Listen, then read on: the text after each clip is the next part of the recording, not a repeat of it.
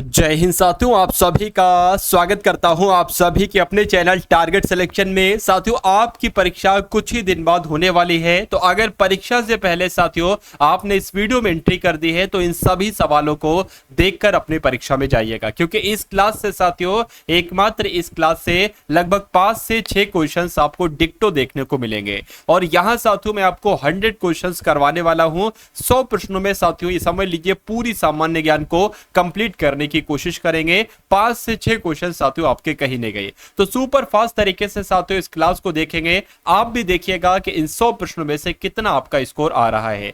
देखिए, पहला प्रश्न आपके स्क्रीन पर है कि भारत का केंद्रीय बैंक कौन सा है। तो रिजर्व बैंक की अगर बात करते हैं, ये साथियों भारत का केंद्रीय बैंक कहलाया जाता है। विद्युत धारा का एसआई मात्रक क्या होता है साथियों? तो विद्युत धारा का एसआई मात्रक क्या होता है? एम्पियर होता है, जिनका भी आंसर यहां पर सी तो बिल्कुल करेक्ट है। उसके बाद देखिए, प्रधानमंत्री मोदी ने दुनिया के सबसे बड़े ध्यान केंद्र स्वरवेद महामंदिर का शुभारंभ जो किया है साथियों, वो कहां पर किया है मुझे बताइए। तो कहां पर किया है? वाराणसी में किया है, इसलिए आंसर आपका जो जाएगा वो ऑप्शन नंबर बी के साथ जाएगा। दिल्ली के लाल किले में स्थित मोती मस्जिद का निर्माण किसने करवाया था? तो किसने करवाया था साथियों? औरंगजेब ने करवाया था।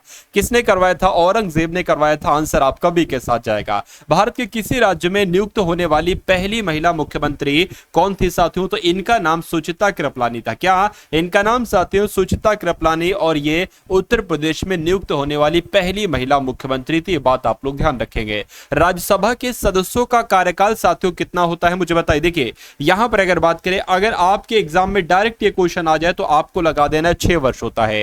यानी कि राज्यसभा के सदस्यों का कार्यकाल, अगर आपका उत्तर ऑप्शन नंबर बी है 6 वर्ष, तो बिल्कुल करेक्ट है। चलिए, उसके बाद देखिए, इनमें से किस राज्य की दूसरे भारतीय राज्यों के साथ अधिकतम संयुक्त सीमाएं हैं? तो अगर बात करें साथियों, उत्तर प्रदेश आपके इस प्रश्न का बिल्कुल सही जवाब हो जाता है। उसके बाद देखिए, पंडित रविशंकर किस वाद्य यंत्र से संबंधित हैं? तो ये तो सितार वादक हैं साथियों, सितार वादक हैं पंडित रविशंकर। उसके बाद देखिए, अगला सवाल है आपकी स्क्रीन पर कि सीएनजी की फुल फॉर्म साथियों क्या होती है मुझे बताइए। इसकी फुल फॉर्म क्या होती है? तो कंप्रेस्ड नेचुरल गैस साथियों क्या होती है? इसकी फुल फॉर्म होती है। आंसर आपका जो जाएगा वो ऑप्शन नंबर ए के जाएगा। उसके बाद देखिए, अगला सवाल आपकी स्क्रीन पर है कि भारतीय नौसेना यानी कि इंडियन नेवी का हेडक्वार्टर कहां पर है बताइए। तो इसका हेडक्वार्टर कहां पर है? नई दिल्ली में इसका हेडक्वार्टर है, ये आपको मालूम होना चाहिए। उसके बाद देखिए, अगला सवाल है कि संयुक्त राष्ट्र संघ में सुरक्षा परिषद के स्थायी सदस्यों की संख्या कितनी है? तो कितनी है साथियों? 5 है, ये भी आपको मालूम होना चाहिए। आंसर आपका जो जाएगा वो ऑप्शन नंबर बी के साथ जाएगा। मृग मरीचिका का कारण क्या है बताइए। देखिए, मृग मरीचिका की अगर बात करते हैं तो इसका कारण क्या है, ये कुल मिला के साथियों आपसे पूछा जा रहा है। तो प्रकाश का पूर्ण आंतरिक परिवर्तन ही यही साथियों मृग मरीचिका का कारण है, और यही आपका बिल्कुल करेक्ट आंसर हो जाता है। उसके बाद देखिए, अगला सवाल आपकी स्क्रीन पर है कि भारत का राष्ट्रीय पंचांग इनमें से किस संवत पर आधारित है? तो किस संवत पर आधारित है साथियों? शक संवत पर आधारित है। राइट आंसर आपका जो जाना चाहिए वो ऑप्शन नंबर सी के साथ जाना चाहिए। उसके बाद देखिए साथियों, दुर्लभ मुद्रा किसे कहा जाता है मुझे बताइए। देखिए, यहां अगर बात करें, टॉप लेवल के सभी 100 जो क्वेश्चंस आप देखेंगे सभी के सभी टॉप लेवल के क्वेश्चंस होंगे। मेरा मानना है अगर इस क्लास को आप पूरा एंड तक देख लेते हैं तो बहुत सारे क्वेश्चंस आपको आज की इस वीडियो से देखने को मिलेंगे। तो साथियों, यहां पर इस क्वेश्चन का राइट आंसर बता दीजिए। देखिए, ऐसी मुद्रा जो आसानी से सुलभ हो उसको दुर्लभ मुद्रा कहते हैं। नहीं, ऐसी मुद्रा जो आसानी से सुलभ ना हो साथियों, तो उसको क्या कहा जाता है? उसको दुर्लभ मुद्रा कहा जाता है, जिनका भी आंसर यहां पर ऑप्शन नंबर बी तो बिल्कुल करेक्ट है। उसके बाद देखिए, अगला सवाल आपकी स्क्रीन पर है कि गोवा पर पुर्तगालियों ने कब अधिकार किया था? ये क्वेश्चन बहुत आपसे पूछा जाता है, तो आप लोग ध्यान रखेंगे। 1510 में गोवा पर पुर्तगालियों ने अधिकार किया था। उसके बाद देखिए, पौधा किस अंग के द्वारा श्वास लेता है मुझे बताइए। देखिए, अगर साथियों आपने अभी तक इस वीडियो को लाइक नहीं किया तो साथियों तुरंत लाइक कर दीजिए। और साथियों, इस चैनल पर आप लोग नए हैं और अगर चाहते हैं कि सिलेक्शन आपका इस बार बहुत आसानी से हो जाए तो चैनल को साथियों सब्सक्राइब कर दीजिए, ठीक है ना। पौधे किस अंग के द्वारा साथियों श्वास लेते हैं? तो अपनी पत्तियों के द्वारा ही श्वास लेते हैं, ये आपको मालूम होना चाहिए। जिनका भी आंसर यहां पर बी था तो बिल्कुल करेक्ट था। मनुष्यों में गोनोरिया रोग निम्नलिखित में से किसके कारण होता है? तो साथियों, किसके कारण होता है? ये बैक्टीरिया की वजह से होता है, यानी कि जीवाणुओं की वजह से होता है। आंसर आपका जो जाना चाहिए वो बी के साथ जाना चाहिए। वह गुण क्या कहलाया जाता है जिसके कारण एक ही तत्व कई रूपों में पाया जाता है? तो उसको साथियों अपरूपता कहा जाता है। क्या कहा जाता है साथियों? उसको अपरूपता कहा जाता है, यानी कि जिसकी वजह से एक ही तत्व कई रूपों में पाया जाए उसको अपरूपता कहा जाएगा। उसके बाद देखिए कि प्रथम भारतीय जो ब्रिटिश संसद के ब्रिटिश संसद के सदस्य बने थे, उनका नाम क्या था बताइए। तो उनका नाम की अगर बात करें साथियों, दादा भाई नौरोजी वो थे जो कि प्रथम भारतीय थे और ब्रिटिश संसद के सदस्य बने थे। ऐसे पहले भारतीय दादा भाई नौरोजी थे। आरंभिक बौद्ध साहित्य किस भाषा में लिखे गए थे बताइए। देखिए यहां पर अगर बात करें, आपके एग्जाम में अगर ये क्वेश्चन आए तो आपको लगा देना है कि आरंभिक बौद्ध साहित्य किस भाषा में लिखे गए थे, तो पाली भाषा में लिखे गए थे। आंसर आपका जाना चाहिए ऑप्शन नंबर सी के साथ। उसके बाद देखिए अगला सवाल आपकी स्क्रीन पर है कि किस देश के मारापी ज्वालामुखी में विस्फोट हुआ है बताइए। चलिए यहां पर अगर बात करें कि इस क्वेश्चन का राइट आंसर आपका क्या हो सकता है, बताने की कोशिश कीजिए, देखिए और साथियों बताइए राइट आंसर क्या है। तो मारापी ज्वालामुखी कहां पर है, ये इंडोनेशिया में है और इस ज्वालामुखी में साथियों क्या हुआ है, विस्फोट हुआ है। उसके बाद देखिए अगले नंबर का सवाल आपकी स्क्रीन पर है और आपसे पूछा जा रहा है कि निम्नलिखित में से कौन मौलिक अधिकार के अंतर्गत है। देखिए प्राण एवं दैहिक स्वतंत्रता ये मौलिक अधिकार के अंतर्गत है। शिक्षा एवं संस्कृति की स्वतंत्रता ये भी मौलिक अधिकार के अंतर्गत है और धर्म की स्वतंत्रता ये भी मौलिक अधिकार के अंतर्गत है। यानी कि आपका आंसर जो जाएगा वो ऑप्शन नंबर डी के साथ जाएगा। निम्नलिखित में से कौन सा ग्राम पंचायत का आय का स्रोत नहीं है। यानी कि ग्राम पंचायत के आय के स्रोत साथियों कौन कौन से हैं, तो वाहन कर है, भूमि कर है, भवन कर है, लेकिन संपत्ति कर नहीं है। नहीं है तो यही आपका राइट आंसर हो जाता है। घुरिया ये लोकनृत्य साथियों कहां का है बताइए। तो ये तो बुंदेलखंड का लोकनृत्य है। ये तो कहां का लोक नृत्य है, ये बुंदेलखंड का लोक नृत्य है। जो लोग भी ऑप्शन नंबर सी के साथ हैं तो बिल्कुल करेक्ट है। भारत की जनगणना 2011 के अनुसार न्यूनतम लिंग अनुपात वाला राज्य कौन सा था बताइए। देखिए कभी भी अगर ये एग्जाम में क्वेश्चन बहुत आपसे वैसे तो पूछा जाता है, न्यूनतम लिंग अनुपात यानी कि सबसे कम लिंग अनुपात साथियों कहां का था, 2011 की जनगणना के अनुसार हरियाणा का था। ये बहुत आपसे एग्जाम में पूछा जाता है। अंतरराष्ट्रीय महिला दिवस साथियों कब मनाया जाता है, तो 8 मार्च की अगर बात करें, 8 मार्च को साथियों अंतरराष्ट्रीय महिला दिवस मनाया जाता है। आंसर आपका जाएगा बी के साथ। चलिए उसके बाद देखिए जीएसटी परिषद का अध्यक्ष साथियों कौन होता है बताइए। फटाफट साथियों आंसर आपका क्या होगा। अगर आपका आंसर है भारत के वित्त मंत्री जीएसटी परिषद के अध्यक्ष होते हैं तो आपका उत्तर बिल्कुल सही हो जाता भाई। बहुत बढ़िया, वेरी गुड क्लास। उसके बाद देखिए अगला सवाल आपके स्क्रीन पर है कि सोशल मीडिया का सकारात्मक प्रभाव कौन सा है। यानी कि जो सोशल मीडिया का सकारात्मक प्रभाव कौन कौन सा है, कि सोशल मीडिया की मदद से समय की बचत नहीं होती, बिल्कुल होती है, तो सही हो जाएगा।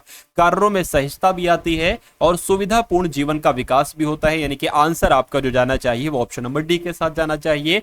और जो लोग भी यहां पर ऑप्शन नंबर डी के साथ हैं तो बिल्कुल करेक्ट है। भारत में किस वर्ष विमुद्रीकरण की नीति अपनाई गई साथियों बताइए। आपसे कुल मिला के पूछा यह जा रहा है कि कब विमुद्रीकरण की नीति नहीं अपनाई गई, तो सवाल यह भी पैदा होता है कि कब कब अपनाई गई। एक बार तो 1946 में, उसके बाद साथियों 1978 में और साथियों 2016 में। तो कुल मिला के अगर बात करें ये आपका सही जवाब होगा, क्योंकि 1999 में ये मुद्रा विमुद्रीकरण की नीति नहीं अपनाई गई। 2016 में तो आपके सामने ही साथियों ये अपनाई गई होगी। डेमोनेटाइजेशन को ही कहते हैं विमुद्रीकरण, यानी कि नोटबंदी को ही कहते हैं विमुद्रीकरण।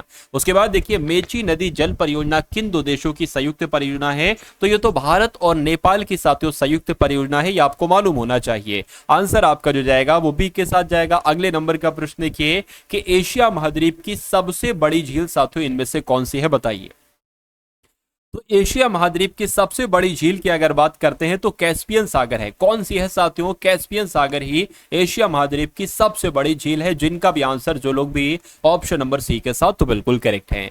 सोडे की रासायनिक प्रकृति कैसी होती है, डायरेक्ट आपके एग्जाम में क्वेश्चन आएगा तो आपको बता देना है साथियों। सोडे की रासायनिक प्रकृति अम्लीय होती, कैसी होती है साथियों, अम्लीय होती है। उसके बाद देखिए राष्ट्रीय ग्रामीण विकास संस्थान ये कहां पर स्थित है, तो ये कहां पर स्थित है, ये तो साथियों हैदराबाद में स्थित है। कहां पर स्थित है, राष्ट्रीय ग्रामीण विकास संस्थान ये हैदराबाद में स्थित है। अब उसके बाद देखिए अगले नंबर का सवाल है कि इनमें से कौन सा मुगल बादशाह चित्रकला का प्रेमी था। यानी कि चित्रकला के अगर शौक की अगर बात करते हैं तो किसको था साथियों, जहांगीर को था। किसको था, यानी कि अगर बात करते हैं जहांगीर की तो ये चित्रकला का प्रेमी था एक तरीके से। उसके बाद देखिए राज्यसभा का सदस्य निर्वाचित होने के लिए कम से कम आयु कितनी चाहिए होती है, तो कितनी चाहिए होती है साथियों, 30 वर्ष चाहिए होती है। आंसर आपका जो जाना चाहिए वो डी के साथ जाना चाहिए। भारतीय संसद के बारे में इनमें से कौन सा कथन गलत है, यानी कि भारतीय संसद के बारे में कौन कौन से कथन सही हैं। देखिए, राज्यसभा उच्च सदन होता है, बिल्कुल सही। लोकसभा निम्न सदन होता है, बिल्कुल सही। और भारतीय संसद के 2 सदन होते हैं, यह बात भी बिल्कुल सही है। यानी कि ए बी सी तो बिल्कुल सही है। कौन सा कथन गलत है, तो मैं कहूंगा राज्यसभा को राष्ट्रपति भंग कर सकता है, यह कथन गलत है। गलत है तो यही आपका बिल्कुल सही जवाब हो जाता। भाई बहुत बढ़िया, वेरी गुड क्लास। उसके बाद देखिए, विज्ञान दिवस साथियों कब मनाया जाता है। विज्ञान दिवस की अगर बात करते हैं तो 28 फरवरी को मनाया जाता है। कब मनाया जाता है, 28 फरवरी को मनाया जाता है। साथियों 36 प्रश्नों का सफर आपने तय कर लिया है।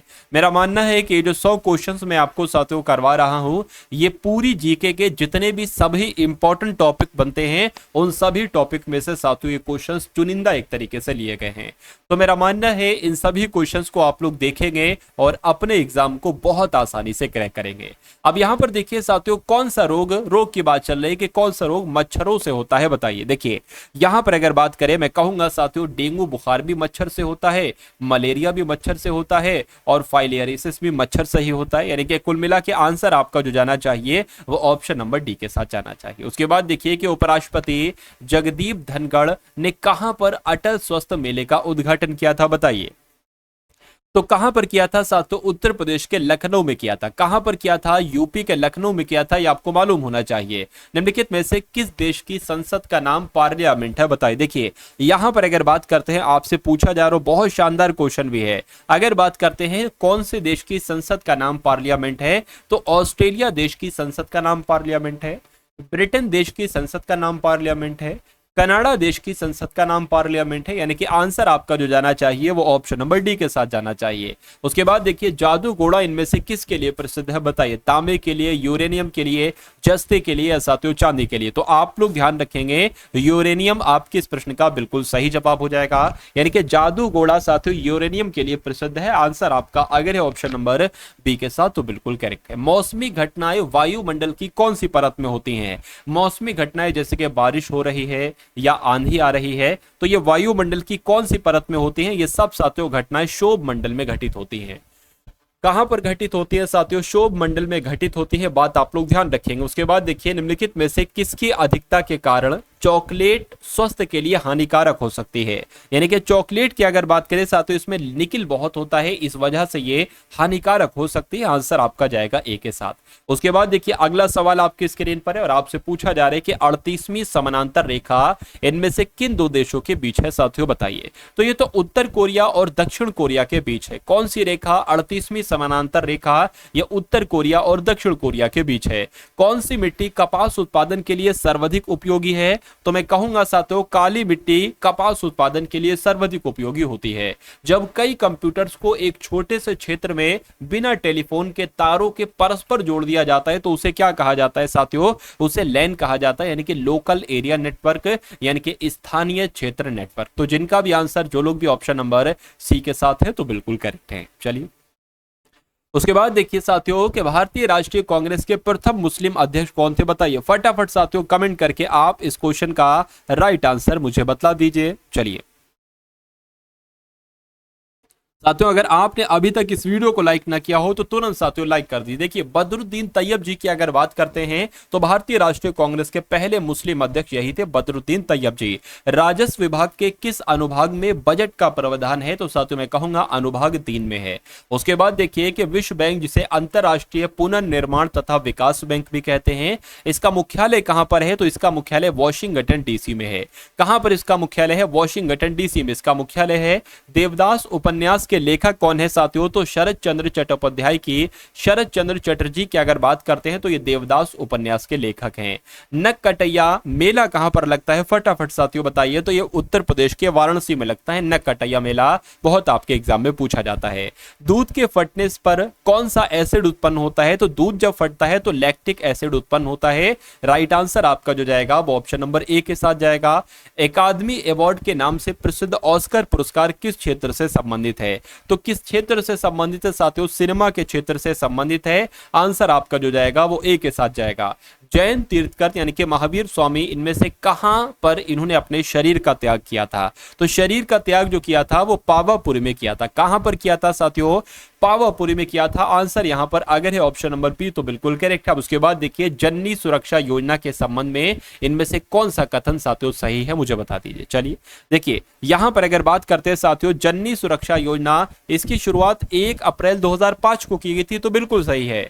यह बीपीएल महिलाओं के लिए संचालित योजना है, ये भी बिल्कुल सही है। ये पहले 2 जीवित प्रसवों के दौरान ही लागू होता है, ये भी सही है। यानी कि आंसर आपका जो जाएगा वो ऑप्शन नंबर डी के साथ जाएगा। उसके बाद देखिए भारत के किस क्षेत्र में कार्य करने वाले लोगों की संख्या सर्वाधिक है, बताइए। तो मैं कहूंगा साथियों प्राथमिक सेक्टर में सबसे ज्यादा लोग काम करते हैं। आंसर अगर आपका भी ऑप्शन नंबर ए के साथ तो बिल्कुल करेक्ट है। चलिए उसके बाद देखिए साथियों अगला प्रश्न है कि अजंता की चित्रकला में किसकी कथाएं चित्रित हैं? तो साथियों किसकी कथाएं चित्रित हैं? तो मैं कहूंगा साथियों जातक कथाएं चित्रित हैं। आंसर आपका जो जाना चाहिए वो ऑप्शन नंबर सी के साथ जाना चाहिए। भाई बहुत बढ़िया, वेरी गुड क्लास। चलिए साथियों उसके बाद देखिए अगले नंबर का प्रश्न आपकी स्क्रीन पर है, देखिए और मुझे बताइए कि नीली क्रांति इनमें से किससे संबंधित है, बताइए। देखिए नीली क्रांति की अगर बात करते हैं तो ये मत्स्य उद्योग से संबंधित है, यानी कि ये तो फिशिंग से संबंधित है। उसके बाद देखिए नेक्स्ट नंबर का क्वेश्चन है कि सुभाष चंद्र बोस ने आजाद हिंद फौज एवं आजाद हिंद सरकार की स्थापना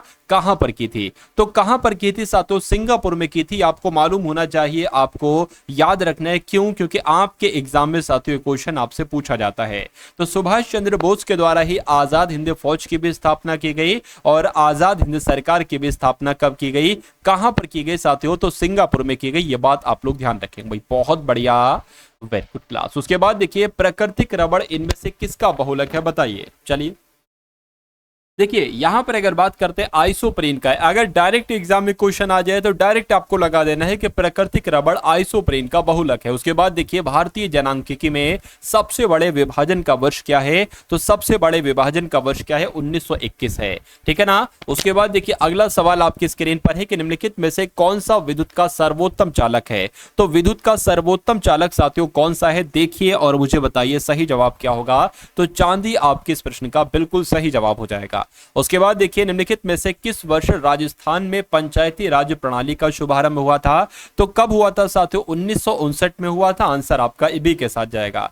किस देश की राजधानी बुखारेस्ट है, बताइए। यानी कि बुखारेस्ट कहां की राजधानी है? तो रोमानिया की राजधानी साथियों क्या है? बुखारेस्ट है। चलिए रथ यात्रा की अगर बात करें तो रथ यात्रा नाम का महोत्सव ये कहां पर आयोजित किया जाता है? कहां पर साथियों? तो पुरी में आयोजित किया जाता है, ये आप लोग ध्यान रखेंगे। आंसर आपका जो जाएगा वो ऑप्शन नंबर ए के साथ जाएगा। साइबर गतिविधियों के द्वारा धार्मिक अथवा राजनीतिक उन्माद पैदा करना साइबर क्राइम की किस श्रेणी में आता है? तो साथियों किस श्रेणी में आता है ये आपसे कुल मिला के यहां पर पूछा जा रहा है। तो किस श्रेणी में आता है साथियों बताइए। तो ये तो साइबर आतंकवाद की श्रेणी में आता है। किस श्रेणी में आता है? साइबर आतंकवाद की श्रेणी में आता है। आंसर अगर आपका भी ऑप्शन नंबर ए के साथ तो बिल्कुल करेक्ट है। राज्य मानव अधिकार आयोग के अध्यक्ष की नियुक्ति साथियों कौन करता है, बताइए। चलिए देखिए यहां पर अगर बात करते हैं राज्यपाल की, तो आप लोग ध्यान रखेंगे राज्य मानव अधिकार आयोग के अध्यक्ष की नियुक्ति कौन करते हैं? तो राज्यपाल करते हैं, जिनका भी आंसर यहां पर ऑप्शन नंबर सी है तो बिल्कुल करेक्ट है। उसके बाद देखिए साथियों संविधान के अनुच्छेद 279 के ए के प्रावधान के अनुसार जीएसटी परिषद का गठन कौन करता है? तो कौन करते हैं साथियों 279 के प्रावधान के अनुसार जीएसटी परिषद का गठन? तो राष्ट्रपति करते हैं। कौन करते हैं साथियों? राष्ट्रपति करते हैं। सही जवाब आपका ए के साथ जाएगा। हाल ही में खोजे गए नए बैक्टीरिया का नाम किसके नाम पर रखा गया है? तो किसके नाम पर रखा गया है साथियों? देखिए और मुझे बताइए सही जवाब क्या होगा। तो रविन्द्रनाथ टैगोर के नाम पर रखा गया है। करंट अफेयर के क्वेश्चन है और ये आपके एग्जाम में क्वेश्चन साथियों पूछे जा सकते हैं। भारत का सर्वाधिक केसर उत्पादक राज्य कौन सा है, बताइए। देखिए सबसे ज्यादा अगर केसर का जो उत्पादन किया जाता है वो जम्मू कश्मीर में किया जाता है। कहां पर किया जाता है? जम्मू कश्मीर में किया जाता है साथियों केसर का सबसे ज्यादा उत्पादन। भारत में प्रथम रेलगाड़ी कब चली थी, बताइए। तो अगर आपसे पूछा जाए तो 1853 आपको बताना है, 1853 आपको बताना है कि भारत में प्रथम रेल जो चली थी वो 1853 में चली थी। उसके बाद देखिए सुभाष चंद्र बोस के अध्यक्ष पद से त्याग पत्र देने के बाद अखिल भारतीय कांग्रेस का अध्यक्ष कौन बना था, बताइए। तो कौन बने थे साथियों? डॉक्टर राजेंद्र प्रसाद बने थे, ये आपको मालूम होना चाहिए। आंसर आपका जो जाएगा वो ऑप्शन नंबर बी के साथ जाएगा। भाई बहुत बढ़िया, वेरी गुड क्लास। उसके बाद देखिए अगले नंबर का सवाल आपकी स्क्रीन पर है कि इनमें से किस रोग की रोकथाम के लिए बीसीजी का टीका दिया जाता है? तो तो अगर बात करें साथियों कि इस क्वेश्चन का राइट आंसर क्या होगा, तो टीबी आपके इस प्रश्न का बिल्कुल सही जवाब हो जाएगा। यानी कि टीबी रोग की रोकथाम के लिए कौन सा टीका दिया जाता है साथियों, तो बीसीजी का टीका दिया जाता है। ये बात आपको मालूम होना चाहिए। निम्नलिखित में से कौन सा तारा पृथ्वी के सबसे निकट है, यानी कि पृथ्वी के सबसे निकट तारा कौन सा है, तो मैं कहूंगा सूर्य एक तारा है जो कि पृथ्वी के सबसे निकट है। चलिए उसके बाद देखिए डायनामाइट का आविष्कार करने वाले स्वीडिश वैज्ञानिक का नाम बता दीजिए। तो इनका नाम साथियों एल्फ्रेड बर्नार्ड नोबेल था और डायनामाइट का आविष्कार करने वाले स्वीडिश वैज्ञानिक साथियों यही थे, स्वीडिश वैज्ञानिक थे और डायनामाइट का आविष्कार किया था। नाम था इनका अल्फ्रेड बर्नार्ड नोबेल। उसके बाद देखिए निम्नलिखित में से कौन सा सुमेलित है बताइए। देखिए यहां पर अगर बात करें कारखाना अधिनियम 1948 में आया, बिल्कुल सही। खान अधिनियम 1952 में आया, बिल्कुल सही। बाल श्रम प्रतिषेध एवं विनिमय अधिनियम 1986 में आया, बिल्कुल सही। यानी कि कुल मिला के सभी सही है, तो आंसर आपका जो जाएगा वो डी के साथ जाएगा। हाल ही में प्रधानमंत्री ने कहा एआई शिखर सम्मेलन का उद्घाटन किया है। तो एआई शिखर सम्मेलन का उद्घाटन कहां पर साथियों किया है, तो नई दिल्ली में किया है। ये आपको मालूम होना चाहिए। एआई शिखर सम्मेलन का शुभारंभ नई दिल्ली में किया है। किसने किया है, नरेंद्र मोदी ने किया है। उसके बाद देखिए अगला सवाल आपकी स्क्रीन पर है और आपसे पूछा जा रहा है कि वोट देने के लिए न्यूनतम आयु कितनी होती है साथियों, बताइए। चलिए देखिए यहां पर अगर बात करते हैं कि न्यूनतम आयु कितनी होती है, तो 18 वर्ष आपको बताना है। यानी कि वोट देने के लिए कम से कम आयु 18 वर्ष तो होना ही चाहिए। आधुनिक ओलंपिक खेलों का सर्वप्रथम आयोजन साथियों कहां हुआ था, तो 1896 में। कब हुआ था, तो 1896 में हुआ था। यानी कि डायरेक्ट अगर पूछा जाए कि आधुनिक ओलंपिक खेलों का सबसे पहले आयोजन जो हुआ वो 1896 में हुआ था। मधुमेह यानी कि डायबिटीज का जो रोग है ये किस अंग के दोषपूर्ण कार्य करने से होता है, यानी कि अग्न्याशय के साथियों दोषपूर्ण कार्य करने से होता है। कौन सा रोग, मधुमेह रोग यानी कि डायबिटीज रोग। तो जिनका भी आंसर, जो लोग भी यहां पर ऑप्शन नंबर बी के साथ हैं, तो बिल्कुल करेक्ट हैं। भारत में सर्वप्रथम 19 जुलाई 1969 को कुल कितने बैंकों का राष्ट्रीयकरण किया गया था, तो कुल कितने बैंकों का राष्ट्रीयकरण किया गया था साथियों, 14 बैंकों का राष्ट्रीयकरण किया गया था। आंसर आपका जो जाएगा वो ऑप्शन नंबर सी के साथ जाएगा। उसके बाद देखिए भारत के पश्चिमी समुद्री तट के दक्षिणी किस नाम से जाना जाता है। यहां पर अगर बात करें साथियों दक्षिणी तट को किस नाम से, तो मैं कहूंगा मालाबार तट के नाम से जाना जाता है। आंसर आपका जो जाना चाहिए वो ऑप्शन नंबर ए के साथ जाएगा। उसके बाद देखिए सर्वोच्च न्यायालय के मुख्य न्यायाधीश का कार्यकाल कितनी आयु तक रहता है, बताइए। देखिए यहां पर अगर बात करें, आप लोग ध्यान रखेंगे साथियों 65 वर्ष तक का रहता है। यानी कि सुप्रीम कोर्ट के मुख्य न्यायाधीश का जो कार्यकाल रहता है वो 65 एज तक रहता है, 65 वर्ष तक का रहता है। उसके बाद देखिए भारत का सर्वाधिक शहरी जनसंख्या वाला राज्य कौन सा है, बताइए। अगर बात करते हैं शहरी जनसंख्या सबसे ज्यादा कहां पर है इन 4 ऑप्शन में से, तो मैं कहूंगा महाराष्ट्र आपका बिल्कुल सही जवाब हो जाएगा। कौन सा, महाराष्ट्र आपका बिल्कुल सही जवाब हो जाता है। सेल्यूलर टेलीफोन सेवा से संबंधित वेब का फुल फॉर्म क्या है, यानी कि WAP की फुल फॉर्म आपसे पूछी जा रही है। तो wireless application protocol, wired access protocol, या work station for access program, या वायरलेस एक्सेस प्रोग्राम। तो मैं कहूंगा वायरलेस एप्लीकेशन प्रोटोकॉल, ये साथियों वेब की फुल फॉर्म हो जाएगी। क्या हो जाएगी, फुल फॉर्म हो जाएगी। आंसर आपका जो जाएगा वो ऑप्शन नंबर ए के साथ जाएगा। उसके बाद देखिए हाल ही में यूनेस्को ने कहां के रामबाग गेट और प्राचीर को पुरस्कृत किया था, बताइए। तो कहां के साथियों, आप लोग भी ध्यान रखेंगे कि अमृतसर इस प्रश्न का बिल्कुल सही जवाब हो जाएगा। आंसर आपका जो जाएगा वो ऑप्शन नंबर बी के साथ जाएगा। सदाबहार वनों को अन्य किस नाम से जाना जाता है, तो साथियों किस नाम से जाना जाता है सदाबहार वनों को, तो उष्ण कटिबंधीय वनों के नाम से जाना जाता है। ये बात आप लोग ध्यान रखेंगे। आंसर आपका ऑप्शन नंबर ए के साथ जाएगा। मूल संविधान में मौलिक अधिकारों को 7 भागों में वर्गीकृत किया गया था, परंतु वर्तमान समय में कितने मौलिक अधिकार हैं, तो मैं कहूंगा वर्तमान समय में 6 मौलिक अधिकार हैं। क्यों, क्योंकि साथियों संपत्ति का मौलिक अधिकार जो था ये अब हट चुका है। क्या, संपत्ति का जो साथियों मौलिक अधिकार था ये अब क्या बहुत टाइम हो गया साथियों इसको हटे से। तो कुल मिला के वर्तमान समय में कितने मौलिक अधिकार हैं, तो 6 मूल अधिकार हैं। उसके बाद देखिए इनमें से कौन सा रोग साथियों क्या H5N1 नाम वायरस से होता है। मैं कहूंगा साथियों यहाँ पर क्या लिखा हुआ है, H5 और N1 लिखा हुआ है, ठीक है ना नाम, ठीक है। कौन सा रोग H5N1 H1N1 वायरस से होता है? तो मैं कहूंगा बर्ड फ्लू होता है। राइट आंसर आपका जाएगा ऑप्शन नंबर ए के साथ। उसके बाद देखिए अगला प्रश्न आपकी स्क्रीन पर है। साथियों चैनल को सब्सक्राइब कर लीजिए क्योंकि एग्जाम से पहले कुछ इस टाइप की वीडियोस आपको मिल जाएंगी और मेरा मानना है कि अगर इस टाइप की वीडियोस आप लोग देख लेते तो आपका एग्जाम बहुत आसानी से क्रैक हो सकता है। चलिए, तो कम समय में साथियों वही कंटेंट आपको दिया जाएगा जो परीक्षा वाला कंटेंट होगा, परीक्षा में आपसे पूछा जा सकता है। उत्तर प्रदेश में अनौपचारिक शिक्षा योजना कब प्रारंभ की गई? तो 1975 में साथियों प्रारंभ की गई। ये बात आपको मालूम होना चाहिए। जिनका भी आंसर बी तो बिल्कुल करेक्ट है। सहारा मरुस्थल कहां पर है बताइए? तो सहारा मरुस्थल की अगर बात करते हैं ये तो अफ्रीका में। कहां पर है साथियों सहारा मरुस्थल? बहुत आपके एग्जाम में पूछा जाता है कहां पर है साथियों, ये अफ्रीका में है। ये बात आपको मालूम होना चाहिए भाई। बहुत बढ़िया, वेरी गुड क्लास। चलिए उसके बाद देखिए अगला सवाल है, पूछा जा रहा है भारतीय जीवन बीमा निगम की स्थापना कब की गई थी? 1959 में, 58 में, 56 में या 1957 में? तो मैं कहूंगा साथियों सितंबर 1956 माह का सितंबर साथियों महीना को भारतीय जीवन बीमा निगम की स्थापना की गई थी। राइट आंसर आपका सी के साथ जाएगा। इनमें से कौन सी नदी का उद्गम स्थल भारत में नहीं है, यानी कि भारत के बाहर है? तो गंगा नदी का उद्गम स्थल भारत में है, रावी नदी का भी है, व्यास नदी का भी है, लेकिन ब्रह्मपुत्र नदी का नहीं है। अब नहीं है तो यही आपका बिल्कुल करेक्ट आंसर हो जाता है। निम्नलिखित में से कौन सी गुफा हिंदू, बौद्ध, जैन यानी कि तीनों धर्मों से संबंधित है? तो किस गुफा की बात चल रही है साथियों? एलोरा गुफा की बात चल रही है। ये गुफा हिंदू धर्म से भी संबंधित है, बौद्ध धर्म से भी और जैन धर्म यानी कि तीनों धर्मों से संबंधित है ये गुफा।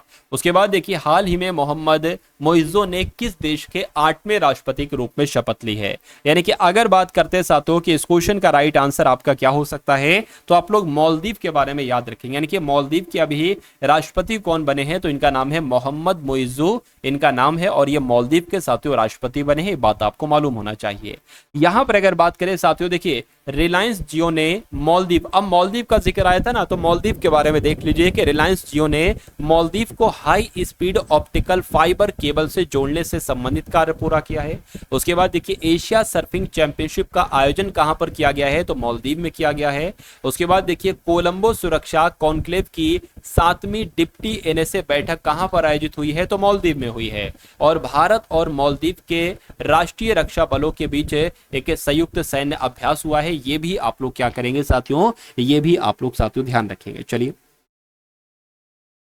इस अभ्यास का नाम साथियों क्या है? इस अभ्यास का नाम है एक्स एक्वेरिन और ये उत्तराखंड में हुआ है। ये भी आपको मालूम होना चाहिए। उसके बाद देखिए मैक द्वारा इनमें से किसकी गति को मापा जाता है साथियों बताइए। देखिए अगर बात करते हैं मैक द्वारा इनमें से किसकी गति को मापा जाता है, फटाफट बताइए।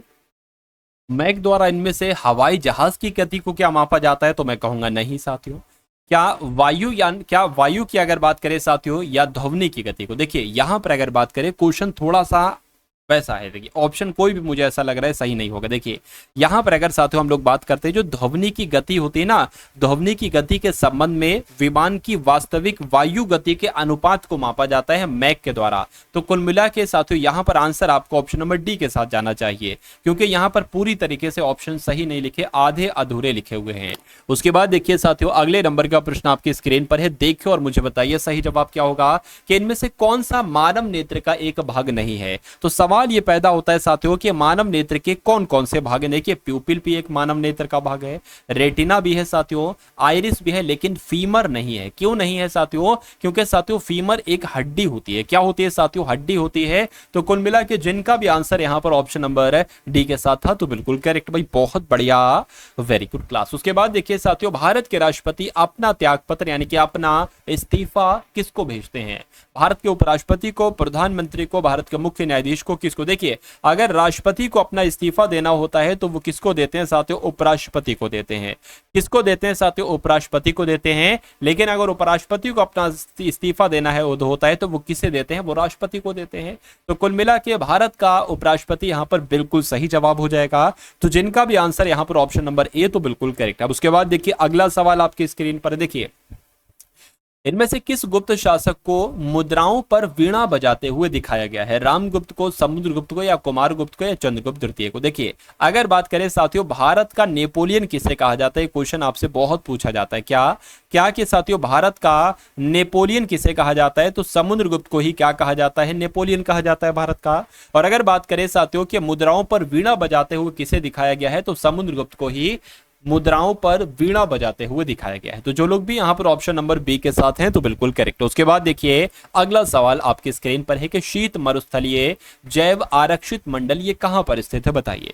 तो ये कहां पर स्थित है साथियों, ये सिक्किम में स्थित है, बात आपको मालूम होना चाहिए। यानी कि शीत मरुस्थल जैव आरक्षित मंडल ये कहां पर स्थित है, तो सिक्किम में स्थित है। राइट आंसर जिनका भी ऑप्शन नंबर सी तो बिल्कुल करेक्ट है।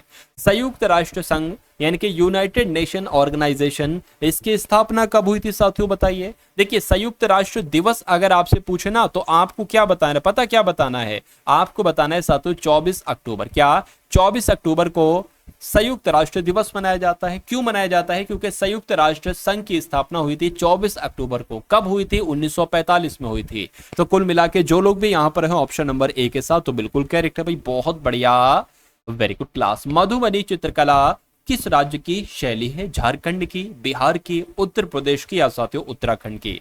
तो ये 100वें नंबर की अगर बात करते हैं साथियों, इसका आंसर ए होगा, बी होगा, सी होगा या साथियों डी होगा। इसका फैसला आप करेंगे कहां पर साथियों, करेंगे कमेंट सेक्शन में आप इसका फैसला करेंगे। यानी कि कमेंट में बताएंगे 10 का ए है, 10 का आंसर बी है, सी है या साथियों डी है। तो ये 100 क्वेश्चंस आपको कैसे लगे एक बार कमेंट सेक्शन में साथियों आप अवश्य बताइएगा। आपके एग्जाम को क्रैक करने के लिए क्या क्या किया जा रहा है साथियों, तो आपको अब देखने को मिलेगा।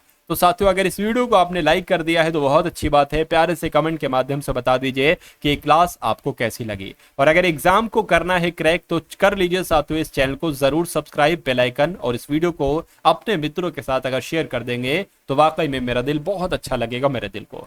तो मिलते हैं हम सभी लोग आने वाली वीडियो में। जय हिंद साथियों।